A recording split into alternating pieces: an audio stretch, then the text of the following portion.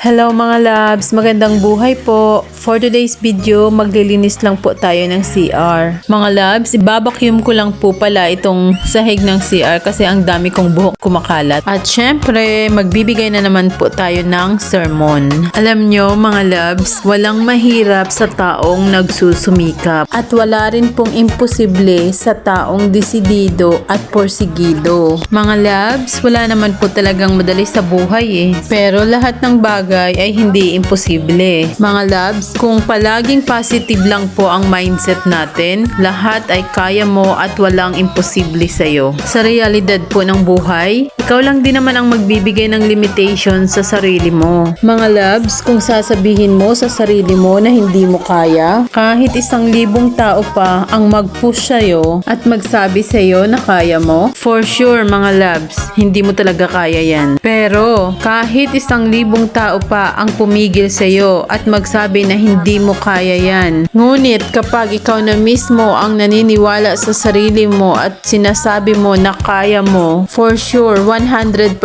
kaya mo yan at walang makakapigil sa'yo. Mga loves, natapos na rin po pala ako maglinis ng CR. Sending good vibes. Thank you for watching.